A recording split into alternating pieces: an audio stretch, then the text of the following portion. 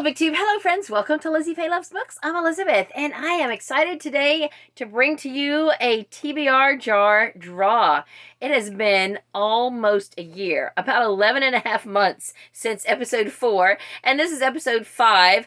Part of the reason is because I drew out more books in the last draw than I usually did, and if you go back and watch episode 4, if you haven't seen it, I said then that I was drawing out more books because the time before that I drew out less books, and I wanted to just get back to my original plan, which was to draw out 6 nonfiction books and 1 fiction book, and that is what I'm going to do today.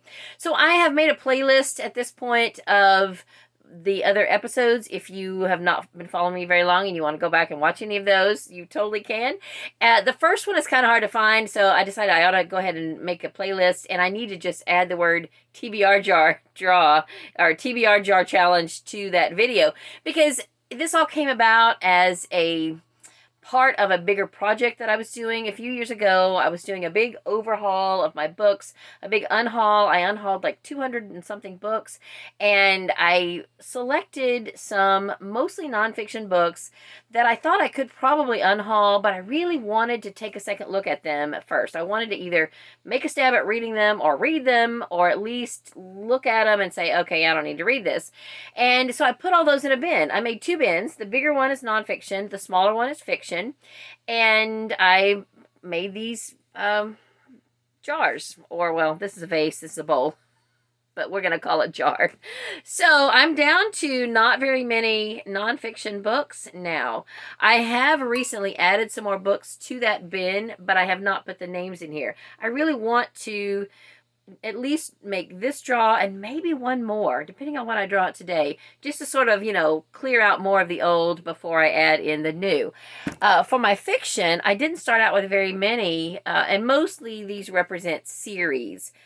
But then I did a big overhaul of my Quilting Mysteries and everything, and I added a lot more to this one several months ago. So the newer ones are in here. I'm still just going to draw out one because it's not hard for me to get around to reading fiction like it is nonfiction. Although I've built up that muscle a little more. I mostly read fiction first thing in the morning after I do my devotional. I'm not currently at this exact moment reading any nonfiction books right now. That was redundant, but it's because I am right in the middle of a vlog where I am tackling 8 fiction books that I want to finish or try to finish by the end of August. So I was waiting to finish up the last book from my last draw, which I just did, and I share that in the vlog, and now I can draw some new books. The last one that I finished was in my nonfiction jar, but it turned out to be fiction. So, doesn't really matter. It's I finished it. I finished everything I've drawn out of the jar so far. I have finished now. There was I think I had 1 DNF from an earlier draw. But other than that, I've read everything, and even though the books that I put in there are just very random, most of them have had some relevancy in my life, and I just feel like it's a God thing. I drew out the ones I was supposed to draw out. So let me go over the ones I drew out last time before I draw any more. And interestingly enough, I did draw out 8 books, and then I did read the fiction book from the previous draw that I had not read when I did episode 4.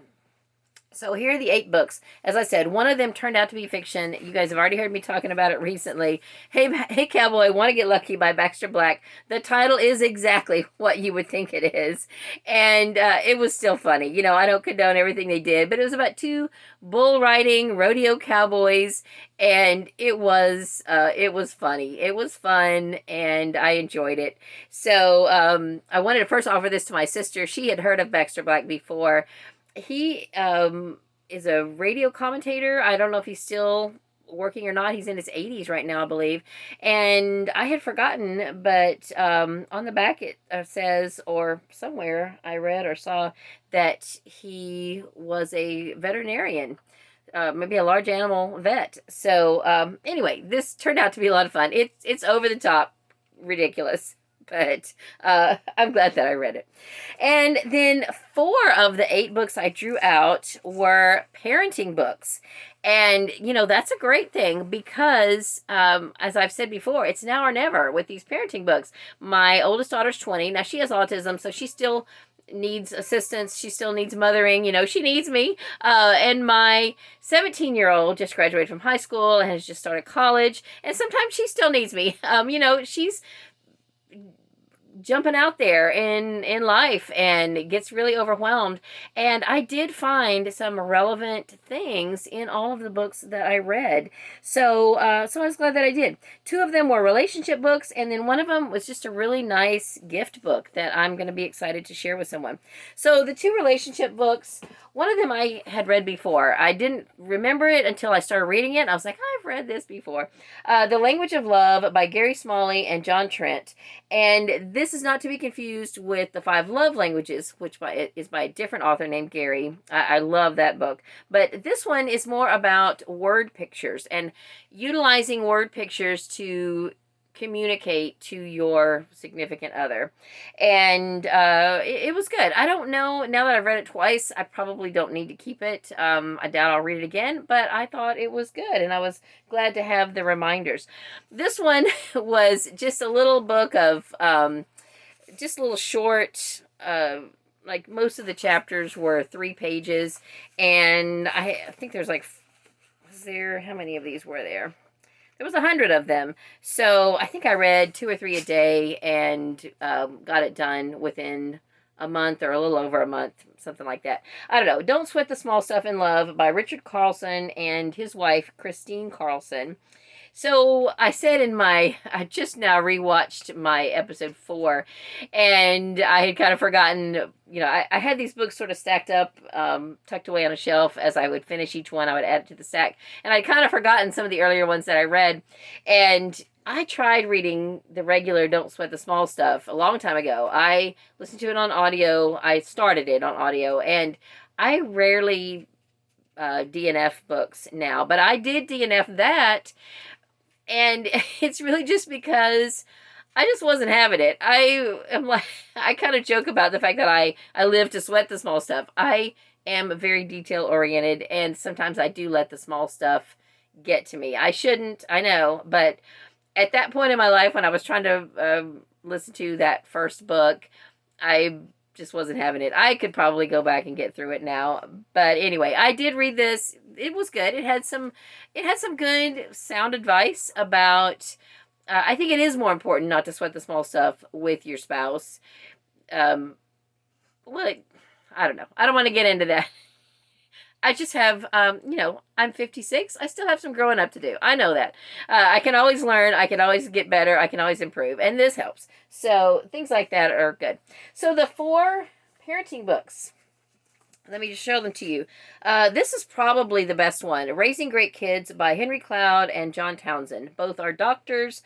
I don't know if they're medical doctors. Probably PhDs. But Henry Cloud is an author that Dave Ramsey, who is the Christian financial counselor, a lot of you probably heard of. Henry Cloud is an author that he recommends a lot, and I think he has interviewed him on his radio show and podcast.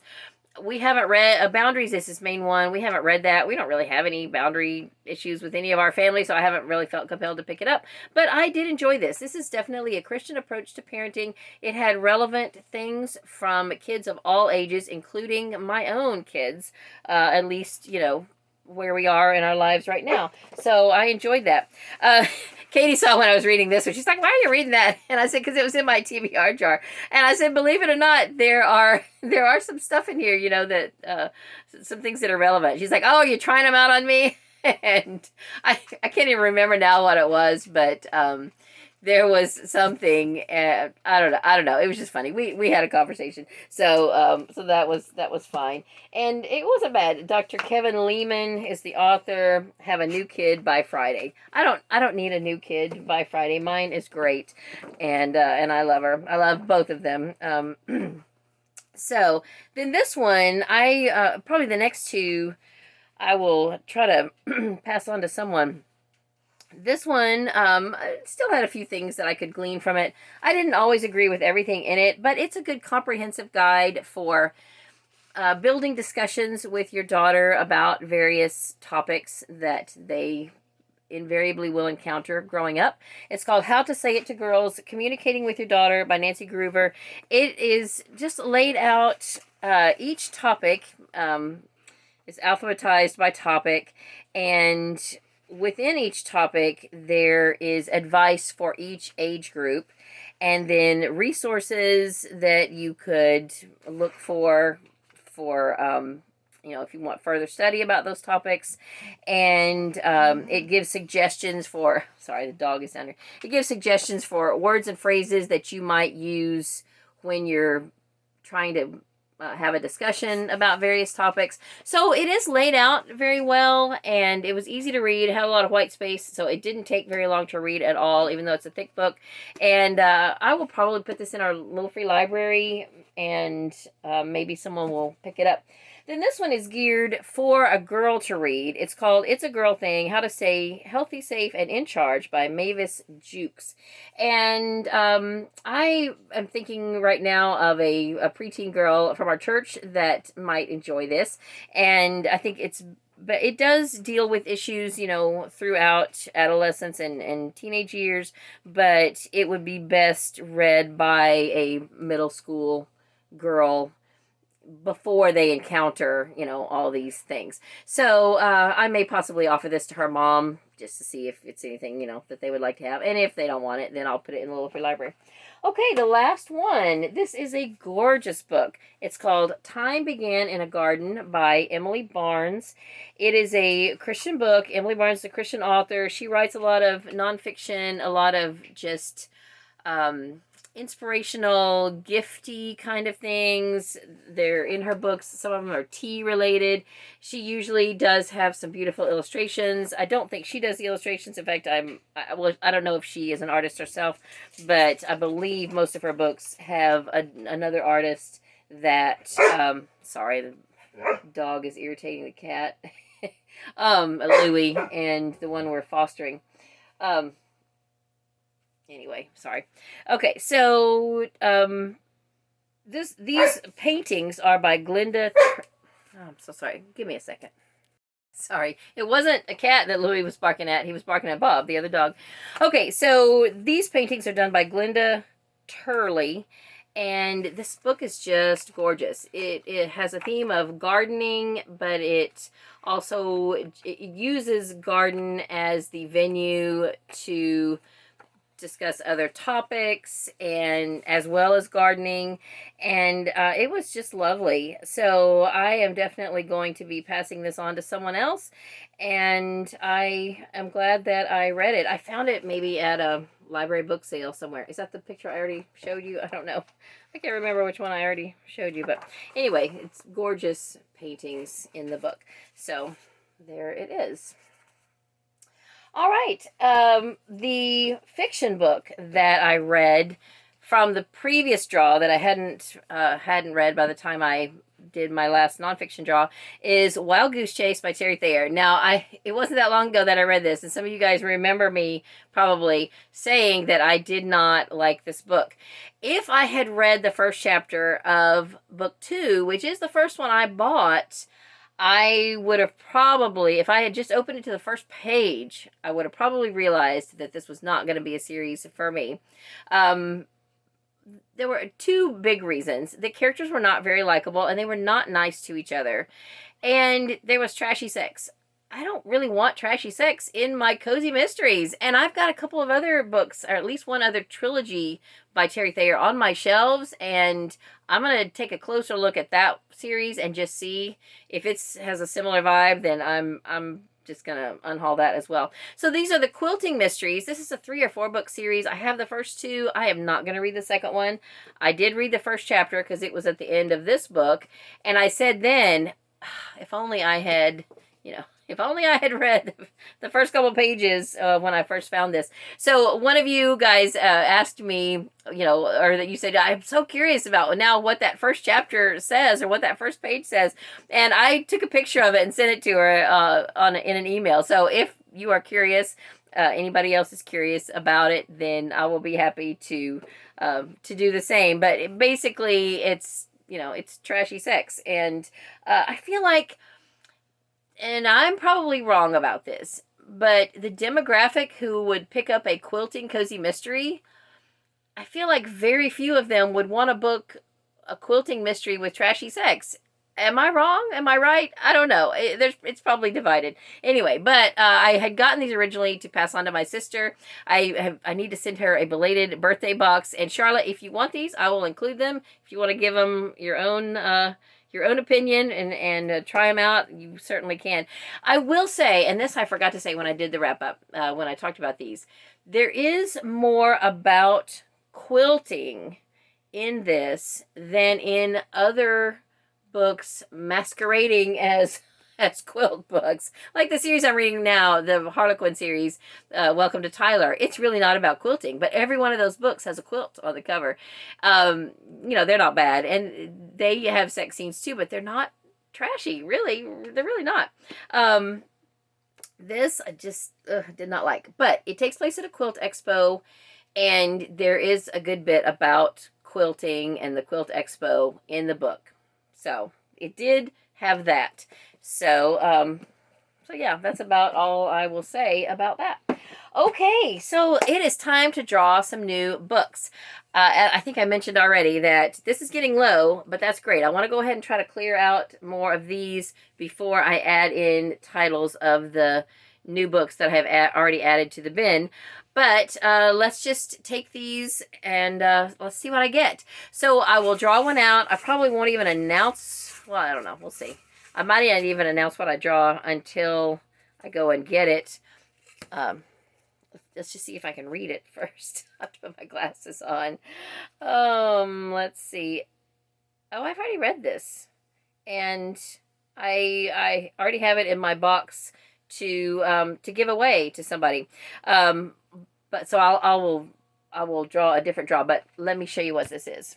I didn't even realize that this was in the jar. It is Muppet Sherlock Holmes. I don't even know who the author is. Let me see. I read this a while back, a couple years ago, really. The writer is Patrick Storck, and the artist is Amy Meberson. And the lettering is done by Devon Bennett. So anyway, this is a graphic novel.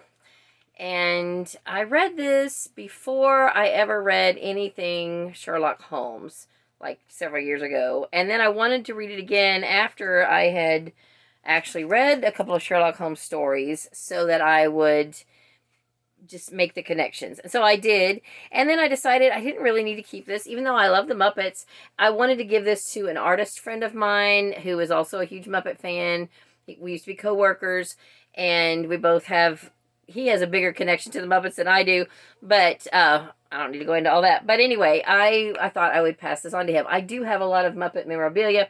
In fact, speaking of Muppets, there's a Muppet book tag, and Tiffany from the Beach Bum Bookworm, she just recently did it. I did that tag back in 2016. The creator of the tag, her name is Bridget, and she quit doing videos, but I think she still has that video up if you want to see it. And I just went back just the other day and watched my video, and I had some of my Muppet memorabilia in the background. I love the Muppets, and I got to see Jim Henson in person at work not long before he died. And one of the jobs that I did in my 30-year career had something to do with Muppets. And this, you know, so when I saw this somewhere, book sale or whatever, I wanted to pick it up. But I've got enough Muppet stuff that I don't need to keep this one, and I wanted to pass this on to my friend. So I will do that, and so now I still have 6 more to draw out. And maybe I will draw out more that I've already read. Who knows? I have picked up a couple of things out of there that I've read for different challenges, but most of what's in the box I have not read. Okay, so this is going to be good. If I go ahead and pull out the rest of the parenting books and get those done, that'll be good. This is Dare to Discipline by James Dobson. Let me go get it. This is an old edition, doesn't have a dust jacket, and probably could find this on audio, maybe an updated version, and listen to it. So I have a lot of respect for Dr. Dobson. You know, he was the creator of Focus on the Family, and I have never read this. So, so yeah, I will definitely take a look at it. If I can get this on audio, then that'll be the best way to go for that one. All right, the next one is, and I was just looking at the bin. There are quite a few parenting books. I think that's why I put them in there, because I knew I needed motivation to get through those. All right, I love the title of this one. I don't know if I'm going to agree with this one. I mean, I don't know. I'll just show it to you. Okay, I don't really know what this one means, and she's got her fingers crossed behind her back, which, you know, I know when we were kids, and we're like, oh, if you cross your fingers, that means you can, you know, you don't have to tell the truth. That's not a good practice. Anyway, but this is When You Lie About Your Age, the Terrorists Win. Reflections on Looking in the Mirror by Carol Leifer. I'm guessing this is going to be something humorous. Yeah, because on the back it's blurbed by Ellen DeGeneres, Jerry Seinfeld, Gary Shandling, Chris Rock, Larry David, and Bill Maher. So, yeah, I'm not sure who Carol Leifer is. Is she somebody I'm supposed to know? Is she a TV personality? Stand-up comic and comedy writer. Okay, all right. So, anyway, it's not long. I'll definitely give it a second look. Okay, next book.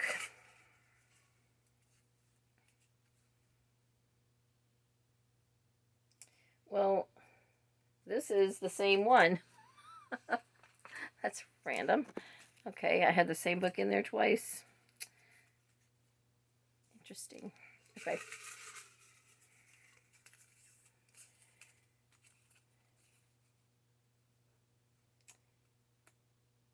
All right. I can't read my writing on this one, but I can see it enough to go get it. Okay, I don't know if I'm going to read this one or not. I'll definitely flip through it and see. Mind, Fantasy, and Healing. One Woman's Journey from Conflict and Illness to Wholeness and Health by Alice Hopper Epstein. Introduction by Seymour Epstein, PhD. So I got this back when we were very much looking at alternative medicine and holistic medicine and things like that. And now I still think that there are things better than pharmaceutical drugs for healing, but now we're trying to take more of a nutritional approach. I don't know. I'll take a look at this and see what what she's got to say. We'll see. How many is that now? Is that just 2? I feel like it's been more, but it's because, oh no, it has been 3, and then the one I already read. So 3 more. I've got both dogs waiting for me to do something. I don't know. They're down here at my feet.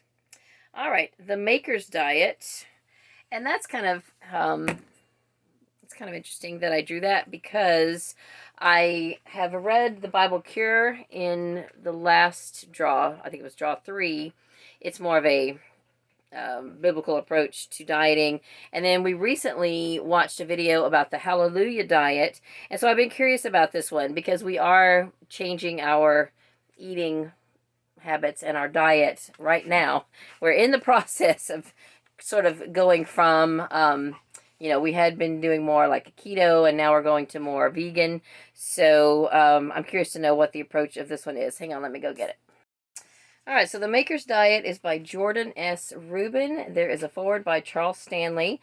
This is kind of big. I hope it won't take that much to read, but I am definitely curious to see how this compares with Eat to Live, which is very similar to the Hallelujah Diet. It's just that the Hallelujah Diet is Christian-based and the Eat to Live is not, but they're pretty much identical as far as their recommendations. So I'll definitely give this a look. I may not read the whole thing, but perfect timing on that.